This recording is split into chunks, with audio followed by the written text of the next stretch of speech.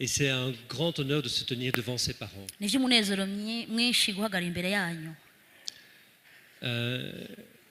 Quand Bishop nous a baptisés, Igihe bishop yatubatiza, je crois que vous avez tous vécu ça le lendemain de votre baptême. ndibaza ko mwaciye muri ivyo bihe imbere yo kubatizwa. On est tous en feu. Tuba dufise umunezero dushushe cyane. On se dit qu'on peut retourner la terre, Tuba tumva muri twe ko dushobora guhindura isi, bouleverser le monde. guhindura isi yose. Après, on se fait un peu rattraper par la réalité. Hama mu nyuma ukuri kuca kugushikira, Mais ariko il y a des choses que Dieu met en nous. hari ibintu Imana ishira muri twebwe. Et ça, c'est un feu qui ne s'éteint pas. Uwo n'umuriro utigera uzimwa. Il y a maintenant 6 mois, Hahezi amezi atandatu on a entrepris un ministère. twatanguye umurimo. On ne voulait pas créer d'église. Ntabwo twashaka kugurira isengero, C'est juste une petite anecdote. ni namakuru makeya.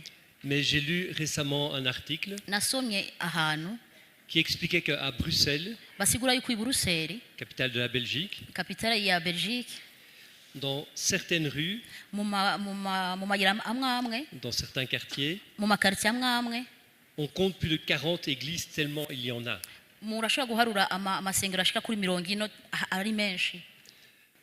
Parfois, un pasteur, Hari igihe umupasitori son voisin, mugenzi wiwe et on crée une église.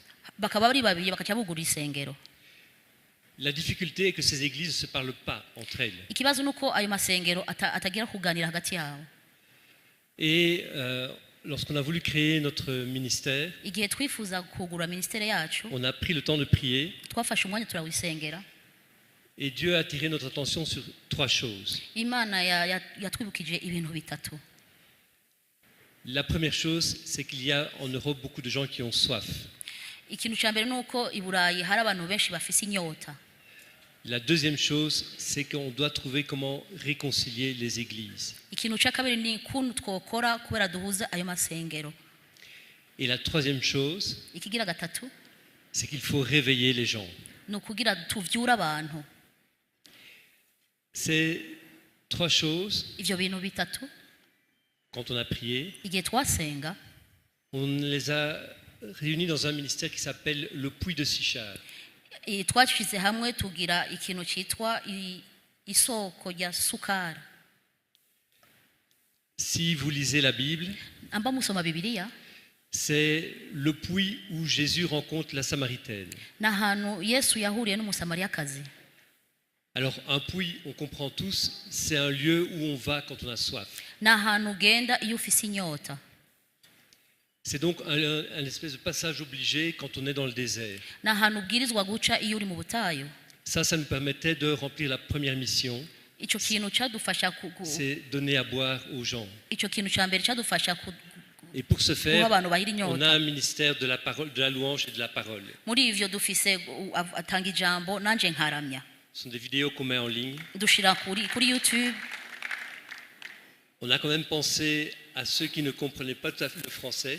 Twagerageje kutahura abantu batumva igifaransa. Et Chantal traduit en Kirundi. Shantara asembura mu Kirundi. Donc c'est des vidéos qui sont bilingues. Ni n'amavideo ari mu Kirundi mu gifaransa.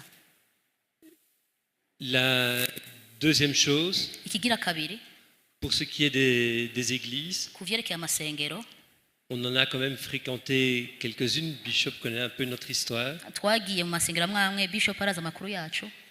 Et des gens qui sont partis de la même église, N'abantu bava mu masengero atandukanye mais qui ne se parlent pas. ariko bataganira hagati yabo, batagifise kuganira hagati yabo. C'est-à-dire que les pasteurs passent dans la rue, Bisigura ko abapasiteri baca mu nzira, ils changent de trottoir pour être sûrs de ne pas se dire bonjour. abonye undi umupasiteri aca ahindura izina kubera ntamuramutse. Ça, c'est quelque chose qu'on va entreprendre aussi, Ico ni ikintu tuzotangura gukora kandi c'est trouver comment les réunir. ni ukurondera ingene twobahuza. Lors de notre mariage, Igihe twagira ubukwe, on avait essayé d'en inviter plusieurs. twagerageje gutumira bamwe. Certains sont venus, tous n'ont pas répondu. Bamwe baraje, abandi ntibashoboye kwishura. Mais ce qu'on a entrepris ce jour-là, on va le continuer aujourd'hui. Ivyo twanguye uyu munsi turaza kubibandanya muri iki gihe. Et enfin, et c'est là où on a vraiment besoin de vous, hama igikurikira turabakeneye on a vraiment besoin de vos prières, turakeneye ko mudusengera amasengesho yanyu parce qu'en Europe, on ne parle pas de Dieu.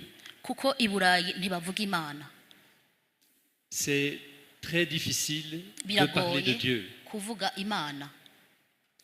Quand je parlais avec des collègues, j'ai annoncé que j'allais me marier avec Chantal, Igihe navuga nabo dukorana mvuga ko nzogira ubukwe na que Chantal, j'allais me marier religieusement. ko nzogira ubukwe mu rusengero na Chantal. J'ai un collègue qui spontanément me félicite. Nzi umugenzi yaciye ashimira. Et puis j'ai quelqu'un qui passe derrière qui veut lui dire, oui, mais tu sais qu'ils vont se marier religieusement. Hari undi yaciye aciye inyuma yiwe avuga ngo urazi ko bazogenda kugira mariage mu rusengero. Fais quand même attention avant de les féliciter, quoi. Gira gatoyi imbere kubakomera amashi. Et nous voulons réveiller la Belgique. Dushaka kuvyura Belgique. Nous ne serons pas assez à deux. Turi babiri ntidushobora kubigerako. Nous avons besoin de vos prières. Turakeneye ko mudushigikira mu masengesho. Que Dieu vous bénisse. Imana ibahezagire.